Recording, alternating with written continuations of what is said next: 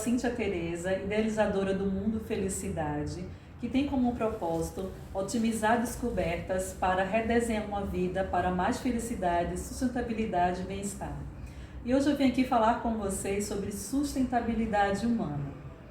Um dos princípios pautados tem a ver com o mundo precisa de empresas interessadas não só em zerar impactos, mas de regenerar.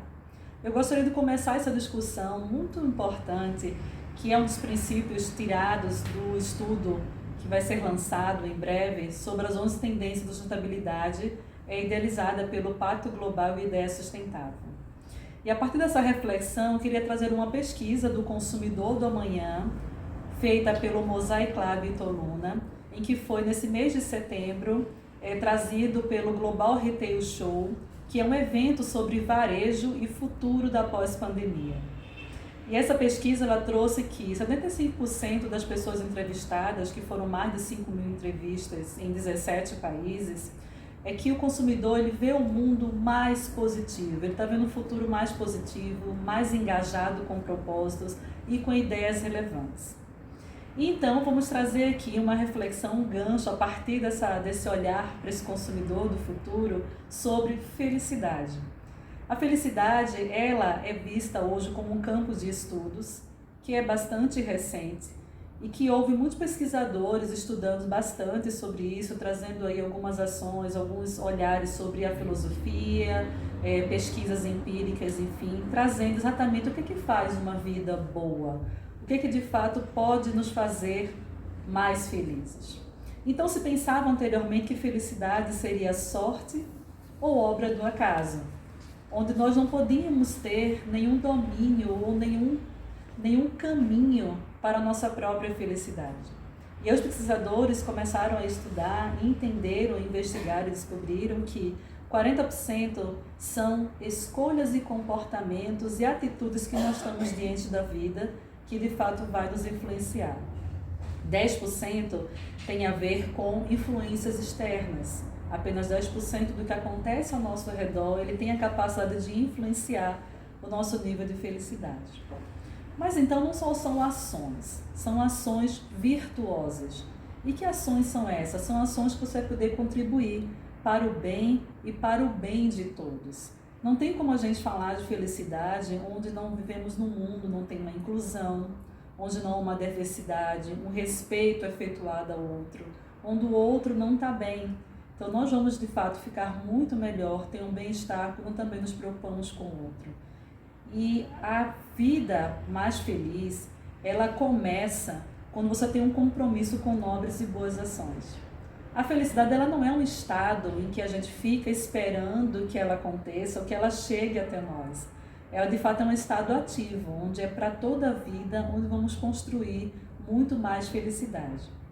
E então o ponto de partida é que nós possamos identificar a função única da nossa vida, de acordo com a nossa própria natureza. E aí que nós vamos falar bastante sobre propósito. Porque o propósito ele tem muito mais a ver com algo que faz sentido para você. Às vezes nós temos a impressão que ter uma vida com propósito ele precisa ser nobre ou precisa ser grandioso. E na verdade o propósito ele tem a ver com situações cotidianas da nossa vida. De nós nos identificarmos algo que faça sentido e que se conecte com o que nós estamos fazendo. E eu trago para vocês o Viktor Frankl, que ele é um psiquiatra, em que ele viveu momentos lá do momento do Holocausto. Ele era um psiquiatra, ele ficou bastante tempo no campo de concentração. E então ele veio, de fato, entender todo aquele movimento daquelas pessoas. Ora, tudo na vida daquelas pessoas já vinha sendo perdidas. Elas perderam famílias, elas estavam perdendo vidas, elas estavam presas. E ele começou a observar o movimento de algumas pessoas que estavam lá. À noite, algumas pessoas elas levantavam e o único pedaço de pão que elas tinham nas suas celas, elas tentavam compartilhar um pedaço de pão para outras pessoas, trazendo um pouco de acolhimento e trazendo um pouco de esperança para que pudessem suportar aquele momento de sofrimento no qual eles estavam vivendo. E aí o Viktor Frankl descobriu que pode nos tirar tudo da nossa vida, mas pode não nos tirar as escolhas. Então as pessoas, em meio àquele momento tão difícil, em meio àquela toda a diversidade, ainda assim elas encontraram um sentido para a vida delas, que era trazer um pouco de alento e um pouco de acolhimento, de fato que é tão importante para a nossa vida. Então uma vida com propósito, ela é capaz de nos devolver a vida. Uma segunda tendência apresentada pelo estudo nessa pandemia trouxe um vetor de reflexões. 75% dos entrevistados falaram que tiveram um aprendizado prático e imediato e também que vão levar um legado aí reflexível e prolongado no sentido de valorizar a família. E aí vamos trazer algumas reflexões que a Ciência da Felicidade tem nos provocado a pensar. A nossa relação com o tempo. Vivemos um tempo muito dinâmico, temos muitas urgências de responder muitos e-mails, muitas informações, muitas coisas ao mesmo tempo para fazer. E a pandemia, de alguma forma, ela trouxe uma reflexão sobre como estou lidando melhor com esse tempo. Muitas vezes nós queremos ter uma vida com muito significado, com muita plenitude, mas passamos tão depressa pela vida que nem percebemos o que nós estamos vivendo. Então, o tempo, ele nos traz muito mais consciências de pontos de alavancagem. E a partir desses pontos identificados, nós podemos, de fato, representar mudança nas nossas vidas. É como se, nesse processo da pandemia, eu pudesse parar para me escutar, parar para poder entender tudo aquilo que estivesse acontecendo. É no processo do tempo que não basta simplesmente a gente pensar constantemente fora da caixa. Nós temos que também ter mais flexibilidade para a gente mudar de perspectiva, para que a gente possa ampliar essas perspectivas, sair do mais amplo para o estreito, do estreito para o amplo, do aqui e o lá, do maior para o menor. Há muita diversão dentro da caixa também, e tem muito valor e diversão quando a gente vai olhar para dentro da caixa. É como a gente poder saborear uma música, nós podemos escutar melhor os nossos filhos, escutar simplesmente a nós mesmos. Então, da mesma forma que nós precisamos de tempo para poder pensar fora da caixa, nós também precisamos saborear o que tem dentro da caixa. E aí, tanto desse movimento, de família, que tanto foi falado da pesquisa, vamos valorizar bastante a família, tem a ver com um dos pilares muito importantes da felicidade, que é o relacionamento saudável e de qualidade. A psicologia positiva, ela vem tratado muito sobre, não é a questão de nós termos muitos relacionamentos, é como nós vamos ter uma qualidade deles, ou seja, pessoas ao nosso lado que podemos ampliar os momentos positivos, como também suporte para os momentos difíceis. Uma pesquisa feita pela Gallup, que é bem interessante, dentro das próprias organizações, dizem que pessoas que têm amigos dentro de uma organização, eles são muito mais felizes. Então é importante que nós possamos pensar quem é o nosso melhor amigo dentro da organização, dentro do movimento que a gente está trazendo. Existem 3 pilares que são importantes para construir relacionamentos saudáveis. Um deles é o amor. E o amor, ele passa muito pelo amor próprio e também pelo amor pelo outro. Não tem como a gente amar muito mais o outro quando a gente não consegue ter um amor próprio por nós mesmos. O outra vertente seria o da gentileza. O quanto que nós estamos capazes, de fato, de ser gentis, e ter condições de estar servindo ao outro. E a empatia, nossa capacidade aí de estar sendo empático, de colocar o sentimento em relação às pessoas. Então, com certeza, valorizar a família, esses laços, eles já têm estudos realmente comprovados que vão aumentar o nosso nível de felicidade. Uma outra tendência, uma terceira tendência, que é a macro tendência, é a sustentabilidade. Já existe muito uso da tecnologia aplicado, temas importantes como a bioconstrução e a economia circular são temas muito relevantes, porém, foi colocado a preocupação com a sustentabilidade humana. Então, a felicidade, ela é muito partícipe da sustentabilidade humana. Então, se discutiu bastante que sucesso traz felicidade. Muitas vezes nós pensamos, poxa, será que quando eu conseguir aquele carro dos sonhos, aquela casa dos sonhos, aquele objetivo, de fato, eu vou ser feliz? E muitas vezes, quando a gente chega nesse objetivo, a gente tem um pico, sim, de felicidade momentânea, mas depois do tempo a gente volta, ao estado de felicidade inicial, antes de alcançar aquele objetivo. Os estudos mostram que, de fato, quanto mais somos felizes, assim é que temos o sucesso. Então, a felicidade, ela traz realmente um estado interno muito positivo e que vai desenvolver para a gente muito mais resiliência, criatividade, muito mais engajamento. E essas variáveis é que fazem com que a gente, de fato, venha a ter um sucesso. Então, a sustentabilidade humana, ela parte muito dessa premissa de que o cuidar de si e cuidar do outro vai, de fato, nos sustentar dentro desse movimento. O segundo princípio, ele tem a ver com o mundo precisa de empresas que sejam parte de solução e protagonistas de uma nova economia. E eu vou trazer um exemplo para vocês de uma comunidade chamada Auroville, que é uma cidade do amanhecer, que fica no sul da Índia.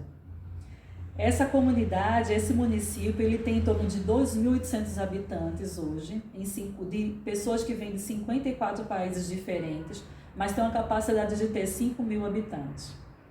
É um experimento coletivo que tem uma visão de que todas as culturas do mundo, elas podem aprender a se amar. Então, esse município ele é criado, né, com o apoio do governo indiano, da Unesco e de simpatizantes dessa causa. O governo ele financia uma pequena parte desse fundo, e esse fundo, a maioria dele é suprido pelas unidades comerciais e doações privadas. Eles comercializam produtos para várias partes do mundo, como velas, tapetes, enfim. Há uma diversidade de carreira naquele município, por exemplo, com a medicina, só que a medicina ela tem um olhar muito mais holístico para o ser humano. Aí há uma integração muito importante sobre mente e corpo, os impactos que a mente, o que ela faz ou deixa de ser feito, vem para o corpo e do corpo de fato para a mente.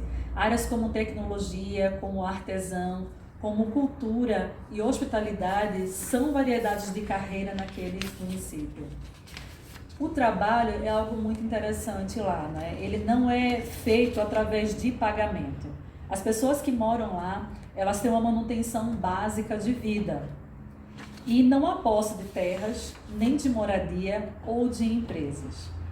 O habitante de lá, ele vai numa loja, ele simplesmente pega aquilo exatamente necessário, aquilo que de fato que ele precisa, e aí é incutido bastante o valor, né, do consumo consciente.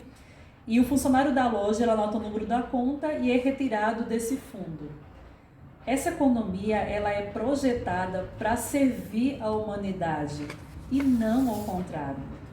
E uma das falas dos habitantes fala o seguinte, que damos o nosso trabalho e recebemos pelo que precisamos. E nós somos felizes por poder dar, nós damos algo para alguém, contribuímos com nossos talentos, com nossas riquezas, enfim, e estar feliz por isso.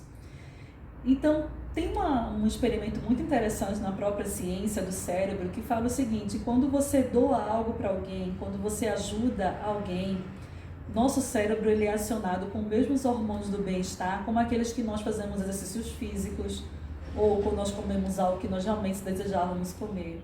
É como se o cérebro soubesse tanto que é bom para a gente e como que é bom para o outro também.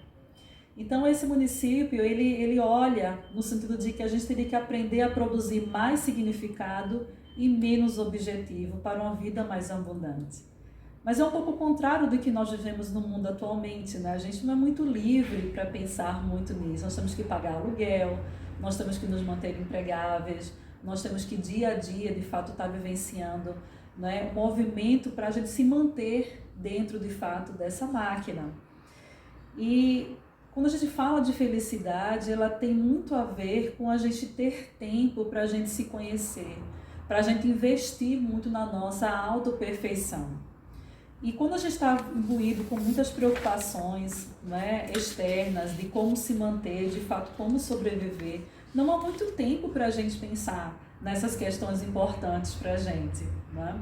Então, esse município de Auroville, ele trouxe uma parte de uma solução e uma parte de uma economia em que o contexto, ele efetivamente ele favorece para que a gente tenha uma vida mais feliz, para que a gente possa fazer escolhas mais felizes. Não é assim? Quando a gente está falando de negócios, de empresas, é importante que ele comece a pensar e fomentar para que essas pessoas tenham escolhas e atitudes que naturalmente as conduzam para uma vida com mais felicidade. onde elas de fato possam estar preocupadas e investindo tempo naquilo que de fato elas são. E aí o que é legal aí na educação de Auroville, né? As crianças, elas trabalham lá nas escolas uma descoberta sobre quem elas são, a partir da identidade delas, a partir do social, através das suas culturas, através de suas religiões também. Então elas começam a crescer sem perder o contato com o seu eu verdadeiro. Não é? Os habitantes, enfim, os realizadores ali desse município, eles acreditam que a educação é um desdobramento e revelação do que já está presente na criança. E se começarmos a refletir, né, sobre a nossa educação hoje, né, o campo da felicidade, ela fez alguns estudos interessantes. Mas antes, quando a gente pergunta para você o que você gostaria, o que você quer realmente para os seus filhos? E quando as respostas vêm, elas simplesmente, os nossos pais, nós, né, mães e pais, pensamos, queremos que eles sejam felizes, queremos que eles tenham relacionamentos saudáveis, queremos que eles sejam gentis com os outros. Mas o que é que nossas escolas ensinam? Elas ensinam matemática, biologia, português, e não que isso não seja importante, mas existe uma desconexão, porque nós queremos para os nossos filhos e porque as nossas escolas estão habilitadas a dar. Um outro estudo interessante, já na universidade, perguntaram para os doutores, para os professores, né, o que você gostaria de ensinar? E perguntaram para os alunos universitários o que você gostaria de aprender. Então, os professores responderam, nós gostaríamos de ensinar habilidades do pensamento crítico. Mas os universitários responderam, gostaríamos de aprender coisas úteis que ajudassem a melhorar as nossas vidas. E mais uma vez, havendo uma desconexão daquilo que de fato a gente gostaria de vivenciar para a nossa vida. E não é só porque a gente gostaria de vivenciar, porque vivenciar essa jornada de autoconhecimento, de descobertas, de redesenho a partir dos recursos que a gente tem, ela faz muito mais sentido, ela traz um senso de propósito, um senso de engajamento e de pertencimento, e isso sim traz muito sucesso, traz muito movimento, né? Então, se nós começarmos a pensar como nós poderíamos redesenhar a educação das nossas crianças, como nós poderíamos redesenhar o mundo dos negócios, nós precisávamos colocar a felicidade como prioridade, colocar a felicidade como tema, dentro inclusive da própria guarda-chuva da sustentabilidade. Né? Quando nós pensamos em felicidade, em como a gente levar níveis de felicidade, como a gente vivenciar uma vida dentro desse movimento, nós estamos consideravelmente contribuindo para uma sustentabilidade mais humana. Fazer uma reforma toda no olhar, quando você tem uma abordagem mais holística e sistêmica. Não tem como a gente olhar para o ser humano apenas por um ponto de vista. Ele tem de fato um olhar muito mais integrado. Então, se eu fosse dar uma dica sobre as escolas, as organizações, de como trazer mais felicidade, como colocar isso dentro da sua própria pauta, nós poderíamos fazer oficinas de propósito. Nós poderemos trabalhar também a questão de como trabalhar relacionamentos mais construtivos. Vi alguns exemplos de algumas empresas que, por exemplo, são empresas grandes, enfim, que têm várias unidades espalhadas em várias cidades, em que o processo de integração desses funcionários, né, todo mundo começa a conhecer todo mundo, né, através deles gravam vídeos se apresentando, e de toda uma interatividade dentro da empresa também. Eles fazem grupos de interesses. Por exemplo, se eu sou um grupo que me interessa por atividade física, me interessa por uma vida mais saudável, eles conectavam outros funcionários que tivessem o mesmo interesse por esse tema. Não importava a função ou cargo, simplesmente eram grupos de interesses que podiam estar compartilhando experiências e vivenciando coisas de fato em comum. Né? Além de poder construir alguns momentos do dia que eles pudessem se alimentar juntos, pudessem trocar as refeições, pudessem conversar. Programas de voluntariado. Programas solidários, eles têm um senso de propósito muito forte para as pessoas, que tem muito a ver com agregar muito para o mundo, agregar muito isso com as pessoas, isso toca o nosso coração. Ali também de provocar uma diversidade dentro de uma organização. Falei há um pouco tempo, né, atrás, de fato, de que não tem como sermos felizes, nós não vivemos numa organização que não é inclusiva, que não respeitam diversidade de pensamento, diversidade de raça, diversidade de pessoas que possam estar de fato contribuindo. Isso é bom para os negócios também. Vamos pensar numa nutrição, né? Mente e corpo, como a gente pode nutrir bem a nossa mente, o nosso corpo, fazer meditação, nem que seja por 9 minutos, né, por dia, isso já de fato faz uma grande diferença. E mais uma vez, quando a gente fala de sustentabilidade, a gente olhar por um olhar muito holístico, sistêmico e de fato interdependente. Temos comprovações de que quando a gente tem uma vida com propósito, nós somos mais felizes, mais resilientes, nós somos propensos de fato a cuidar mais dos outros, a não machucar os outros e nem a si próprios, né? Podemos criar muito mais o nosso mundo, muito mais criatividade, muito mais inovação, muito mais resiliência e o interesse genuíno em aprender. Então tem uma fala que é muito legal, que é uma das mães da comunidade do Auroville, em que ela diz que é um lugar onde as pessoas estão aprendendo, é uma nova maneira de aprender a viver sendo trabalhada, né? Um centro de evolução acelerada, onde a humanidade ela deve começar a mudar o mundo através do poder do espírito interior. Então sim, talvez nós não podemos ter, né, uma comunidade que uma Auroville, enfim, mas é uma ideia, é uma prática que de fato já está acontecendo e que é possível que nós possamos olhar, né, para esse mundo com um olhar mais humano, com uma economia de fato que nos ajude, todo um contexto a sermos muito mais felizes. Então, pessoal, eu queria deixar essa mensagem para vocês, essa reflexão, toda uma conexão sobre felicidade, sustentabilidade. O Mundo Felicidade, ele está aí para poder contribuir com vocês, para ter uma vida mais fácil, uma vida mais tranquila, a partir dos recursos que você tem. Nós não precisamos mudar a vida ou fazer coisas totalmente disruptivas. Nós podemos olhar para o que nós temos com nossos recursos, redesenhar o nosso mundo para uma vida mais feliz e gratificante a partir da sua maneira, a partir do modelo que você de fato vai construir. Então essa mensagem final que eu deixo para vocês, que é: o mundo precisa de mais felicidade.